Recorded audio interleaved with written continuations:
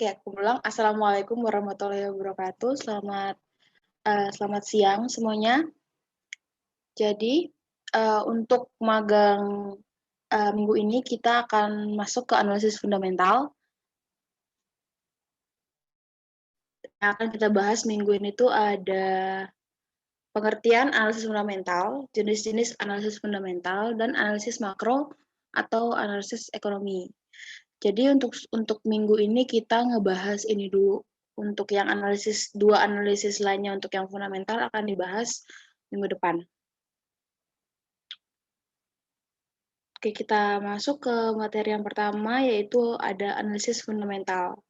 Nah, kalau kita kemarin udah belajar tentang analisis teknikal, kita sekarang belajar tentang analisis fundamental. Kalau analisis teknikal itu kan dipakai buat kalian yang pengen trading kan. Nah, analisis fundamental ini dipakai untuk screening sahamnya dulu, juga bisa untuk keperluan tradingnya. Tapi emang analisis fundamental ini lebih dipakai buat yang pengen investasi jangka panjang. Kalau misalnya teman-teman pengen nabung saham atau mungkin ya maksudnya yang lebih ya nggak jangka malam juga bisa, kayak misalnya cuma di-keep untuk setahun 2 tahun, itu bisa pakai analisis fundamental. Jadi analisis fundamental itu adalah analisis yang didasarkan pada faktor-faktor fundamental ekonomi suatu perusahaan atau juga suatu negara. Misalnya kayak kinerja keuangan dari perusahaan tersebut, bisa juga dari kondisi ekonomi suatu negara saat ini itu seperti apa. Terus misalnya sekarang kondisi nggak cuma suatu negara aja, tapi kondisi ekonomi dunia juga berpengaruh pada analisis fundamental ini. Jadi objek yang dianalisis di analisis fundamental ini ada analisis makro, ada analisis industri, ada analisis keuangan perusahaan. Untuk saat ini kita hanya akan membahas tentang analisis makroekonominya saja. Yang industri dan keuangan akan kita bahas ke depan.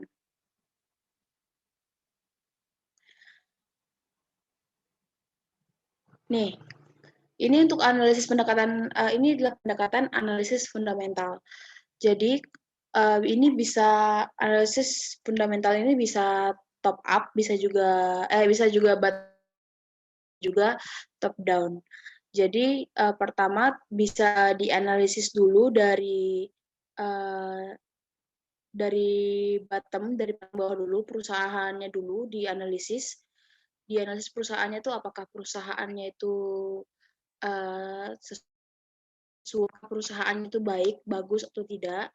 Terus dilihat dari misalnya teman-teman salah satu perusahaan, dilihat perusahaan tersebut kinerjanya seperti apa setiap tahun. Kemudian jika dilihat dari perusahaan tersebut masuk ke industri apa? Misalnya perbankan. Nah, kira-kira saat ini industri perbankan tuh sedang berjalan bagus atau tidak, atau mungkin saat ini sedang ada tekanan-tekanan tertentu dari perbankan misalnya. Ya, terus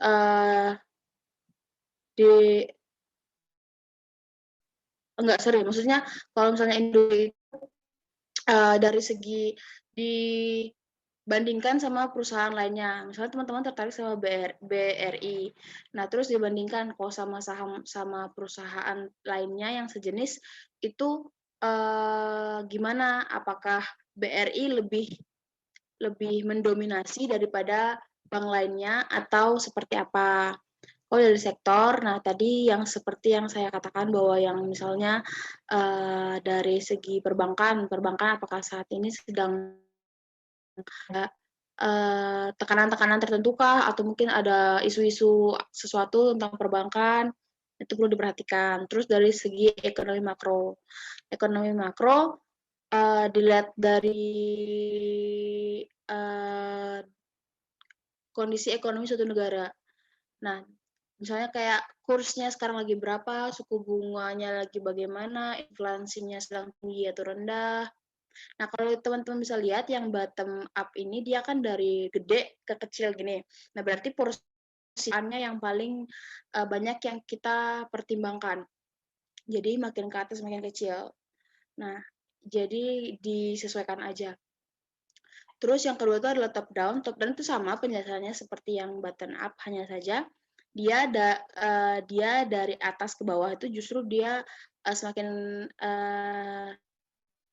sorry, jadi dia besarnya di atas gitu. Jadi dia ekonomi makro dulu yang dilihat, ekonomi makro, apakah ekonominya suatu negara itu sudah baik apa tidak, dianalisis dengan baik, dianalisis dengan betul-betul, apakah saat ini negara tersebut sedang terjadi krisis, apakah negara tersebut sedang mengalami suatu permasalahan yang sangat serius sampai kita tidak, apakah kita bisa investasi saat itu atau tidak, dilihat dulu ekonomi makronya.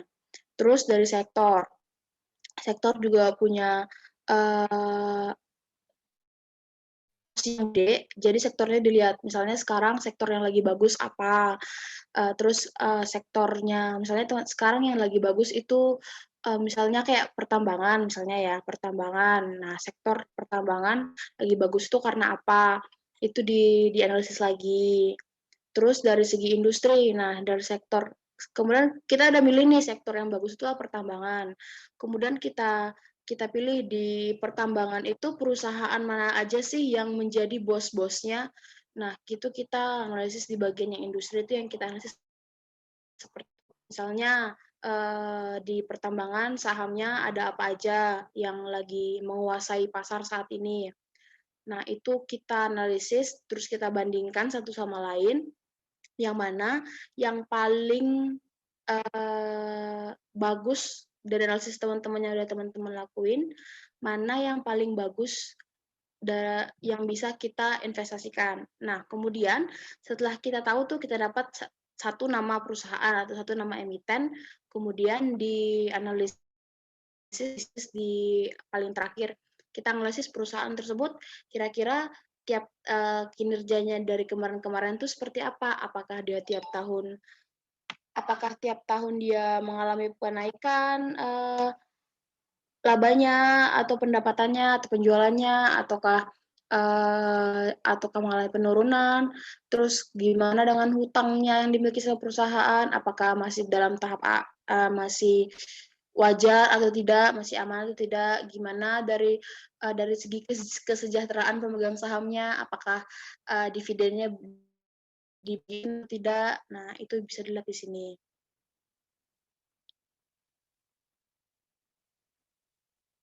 Nah, terus kita akan membahas lebih dalam tentang analisis fundamental, yaitu analisis makroekonomi. Jadi, analisis makro itu adalah analisis yang digunakan untuk mengetahui keadaan-keadaan yang bersifat makro dari kondisi ekonomi sekarang yang berpengaruh pada negara di waktu yang akan datang. Jadi, maksudnya itu analisis makroekonomi itu analisis dari perekonomian negara yang bisa berpengaruh pada saham-saham atau berpengaruh pada pergerakan, maksudnya berpengaruh pada perusahaan-perusahaan yang masuk ke dalam Bursa Efek Indonesia gitu. Jadi sahamnya juga akan berpengaruh harganya yang pasti gitu kan. Dilihat juga apakah negara tersebut kalau dari analisis makroekonomi ini bisa dilihat apakah negara tersebut itu emang pantas, apakah emang baik, apakah emang direkomendasikan untuk dilakukan investasi atau tidak. Nah, kalau dari analisis makroekonomi ini bisa ngebandingin dari satu negara ke negara lain. Misalnya ngebandingin antara Indonesia dan Malaysia atau Indonesia dengan Filipina misalnya. Nah, dilihat tuh dari perbandingan analisis makronya nanti kira-kira negara mana yang memang yang paling baik. Jadi kita bisa menentukan mau investasi di mana. Terus analisis makro ini apa aja sih yang dilihat? Nah, kalau dari analisis makro, itu yang dilihat itu ada inflasi, ada tingkat bunga, ada kurs rupiah, terus ada kebijakan pemerintah. Yang pertama, oh ini nggak jelas nih gambarnya, bentar. Nih, yang pertama adalah PDB. PDB adalah produk domestik bruto atau nilai keseluruhan semua barang dan jasa yang diproduksi oleh suatu negara dalam suatu periode, atau biasanya itu dia per tahun. Nah, jadi produk domestik bruto ini atau PDB, dia tuh memiliki pengaruh yang cukup besar buat perubahan harga saham. Karena dia menentukan seberapa konsumtif suatu negara. Nah, ini teman-teman bisa lihat, ini salah satu contoh PDB-nya Indonesia dari tahun 2014 sampai 2019. Teman-teman bisa lihat PDB-nya kita, kalau dilihat dari segi persen ya, ini kita mengalami cukup naik turun, tapi tidak terlalu besar gitu. Yang untuk tahun 2020 belum ada datanya. Tapi kalau bisa dilihat dari sini PDB-nya walaupun ada naik turun, tapi nggak signifikan banget gitu. Jadi masih dalam tahap aman untuk investasi. Kalau misalnya PDB-nya suatu negara di akhir tahun ini, misalnya di tahun-tahun sebelumnya itu mengalami penurunan yang sangat signifikan, nah itu perlu dipertimbangkan lagi apakah teman-teman ingin investasi di negara tersebut atau tidak gitu. Karena kalau misalnya perubahannya cukup besar, nah itu perlu dipertanyakan apakah nilai konsumtifnya suatu negara itu sudah menurun atau tidak gitu. Karena itu berpengaruh ke penjualannya perusahaan.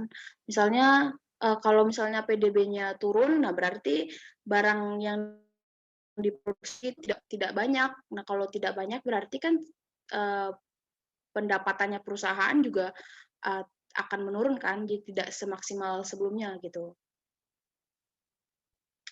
Itu dari PDB, terus ini inflasi. Inflasi merupakan proses meningkatnya harga-harga secara umum dan terus-menerus. Kenaikan harga dari satu atau dua barang tidak dapat disebut inflasi kecuali bila kenaikan itu meluas atau mengakibatkan kenaikan harga pada barang lainnya. Oke, jadi inflasi ini adalah kenaikan berubahnya nilai suatu produk atau suatu barang atau jasa. Jadi kalau misalnya inflasinya suatu negara itu tinggi, itu berbahaya. Jadi itu memperlihatkan bahwa kondisi ekonomi saat di negara tersebut sedang tidak baik. Nah, kalau ini data dari BI, Bank Indonesia, teman-teman, ini jelas nggak sih gambarnya teman-teman kalau di kalian? Sorry. Di kalian gambarnya jelas nggak? Ini teman-teman bisa lihat bahwa di inflasi ini tingkat inflasi tiap bulan gitu ya. Tiap bulan dari ini terakhir Januari 2021 itu inflasi kita itu 1,55%. 55%. Nah, bisa dilihat bahwa dari April 2020 sampai sekarang itu nurunnya sampai 1%.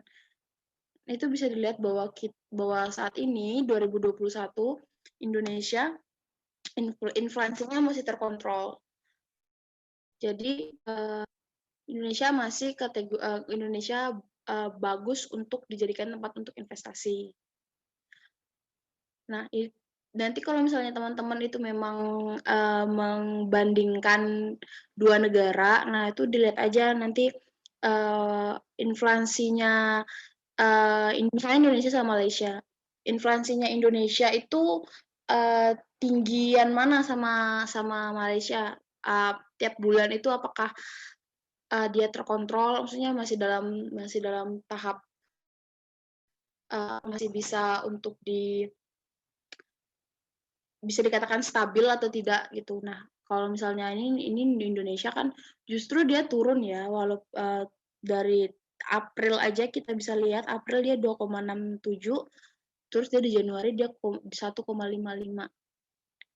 Nah, teman-teman juga bisa ngelihat yang versi tahunannya, data inflasi versi tahunan juga bisa lihat, teman-teman bisa ngecek di kalau untuk Indonesia bisa di websitenya Bank Indonesia.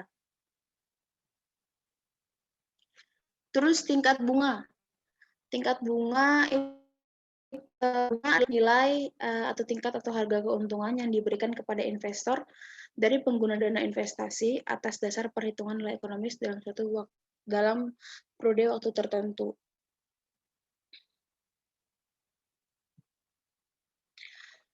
Gini, di sini dikatakan bahwa kalau tingkat suku bunga itu memiliki korelasi yang negatif terhadap investasi. Kalau suku bunganya sedang tinggi, maka diperkirakan investasi di pasar modal akan lebih tertarik untuk menyimpan uang di bank dan menawarkan bunga lebih tinggi dibanding menginvestasikannya dalam bentuk efek. Nah, jadi tingkat bunga ini, kalau misalnya tingkat bunga suatu negara itu tinggi, itu orang-orang masyarakat atau investor akan lebih tertarik buat nyimpen dana yang mereka miliki itu di bank daripada di dalam bentuk efek atau saham. Karena yang dari bank aja itu udah nawarin bunga yang tinggi gitu, dan apalagi nyimpan uang di bank kan itu resikonya rendah gitu. Bisa bilang yang paling aman lah gitu. Jadi orang-orang bakal milih ya udah di bank aja gitu, ngapain juga nyimpan di efek, pada akhirnya takutnya rugi, perusahaannya kenapa-napa, itu nanti rugi, duit hilang. Nah itu kalau misalnya tingkat bunganya suatu negara itu tinggi. Tapi kalau misalnya tingkat suku bunganya kalau misalnya tinggi dan orang-orang lebih tertarik buat nabung di bank daripada di saham, ntar saham itu tidak tidak tidak terlihat menarik lagi di mata investor gitu. Kalau misalnya bursa efeknya sepi, kan nanti tidak terjadi perubahan yang terlalu signifikan terhadap harga-harga sahamnya itu kan. Kalau misalnya tingkat bunga suatu negara itu tinggi, dipikirin lagi apakah mau investasi di sana atau tidak. Tapi kalau misalnya tingkat bunganya rendah, itu berarti kita bisa untuk investasi di negara tersebut.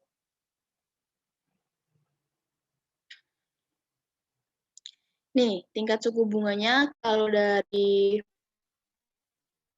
tingkat suku bunga diambil dari data Bank Indonesia. Ini dari teman-teman bisa lihat bahwa suku bunganya justru turun ya dari 2020. Dari April 2020 ke Januari 2021 itu justru turun 75%. Sorry, bukan 0,75% turunnya.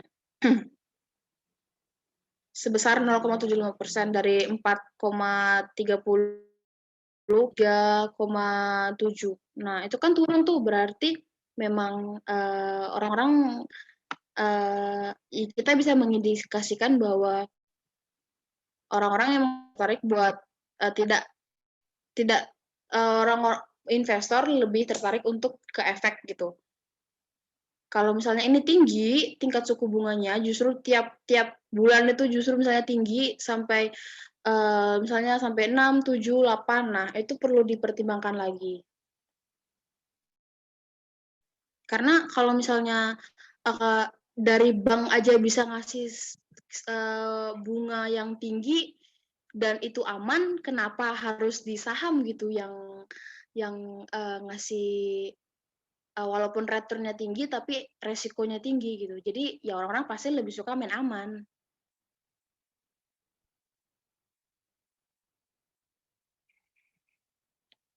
Terus dari nilai tukar rupiah atau kurs rupiah, opsi.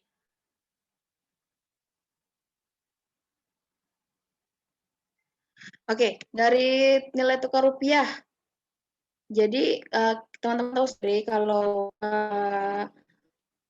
kurs rupiah itu sangat berpengaruh terhadap perekonomian suatu negara ya. Kalau misalnya rupiahnya lagi lemah, lagi lemah, dolarnya itu banyak tuh yang perusahaan-perusahaan kecil biasanya yang gulung tikar. Nah, kenapa kurs rupiah itu juga sangat berpengaruh terhadap analisis fundamental ini? Karena kalau misalnya kurs rupiahnya tuh lagi tinggi, kan ada tuh banyak tuh perusahaan-perusahaan yang harus impor bahan baku dari luar. Nah, itu tuh bakal berpengaruh ke mereka gitu, ke operasionalnya perusahaan.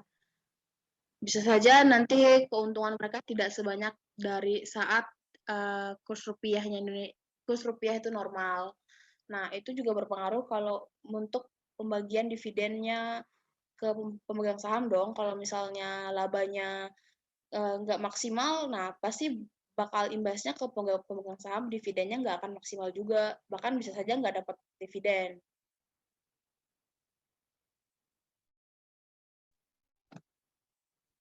Ini misalnya bisa dilihat dari data.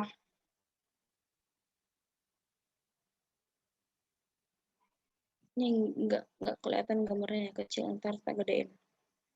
Ini bisa dilihat dari datanya ini.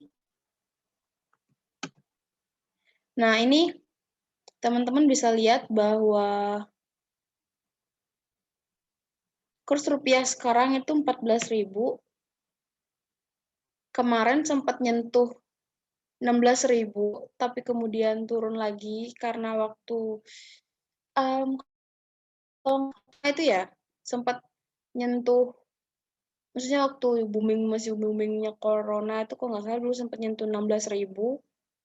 Itu juga waktu corona juga saham juga pada turun harganya.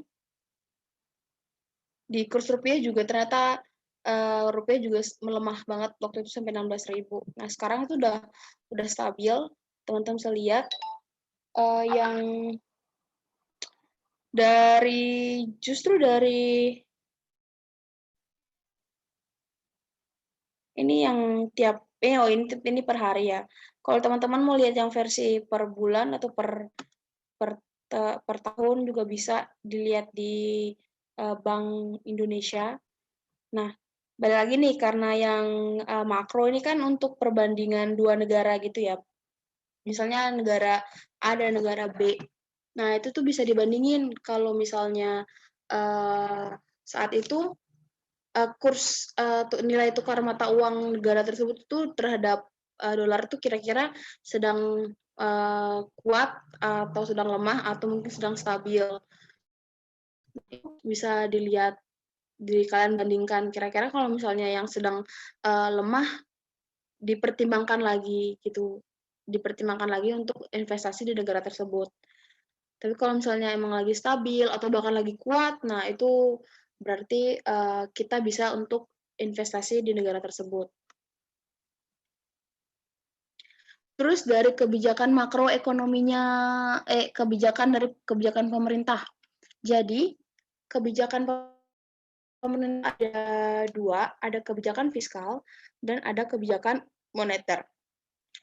Jadi kebijakan fiskal itu adalah kebijakan yang merujuk pada kebijakan yang dibuat pemerintah untuk mengarahkan ekonomi suatu negara melalui pengeluaran dan pendapatan pemerintah. Tujuannya untuk menstabilkan perekonomian dengan cara mengontrol tingkat bunga dan cara uang beredar. Jadi kebijakan fiskal ini untuk menstabilkan tingkat bunga. Jadi kalau misalnya tingkat bunganya emang lagi tinggi, terus ada kebijakan pemerintah bisa melakukan kebijakan fiskal. Atau uang beredar, mungkin waktu jumlah uang beredar terlalu banyak, pemerintah bisa melakukan kebijakan-kebijakan lainnya. Nah, kayak kemarin tuh sempat waktu inflasi itu sempat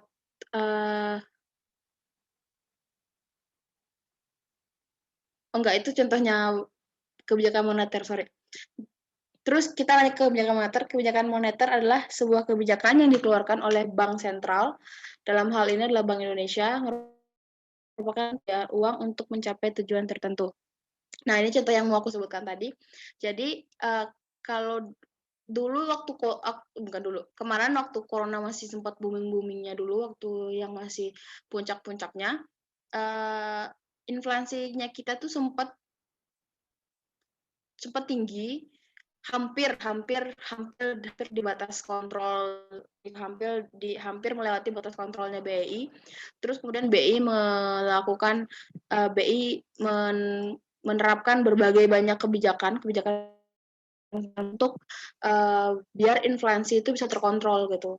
Nah, jadi kebijakannya pemerintah itu sangat berpengaruh gitu terhadap, perekonomian suatu negara. Jadi kalau misalnya kebijakan pemerintahnya itu bagus, nah berarti, bisa tuh kita bisa untuk berinvestasi di negara tersebut. Tapi kalau misalnya kebijakannya mengalami, ya lagi ada gunjang-ganjing, misalnya kayak di negara yang lagi itu tuh yang booming sekarang apa sih, Myanmar ya? Nah itu sebaiknya dihindari, kalau lagi ada perang-perang panas seperti itu, sebaiknya dihindari untuk investasi di negara tersebut. Oke, untuk materi minggu ini segitu aja.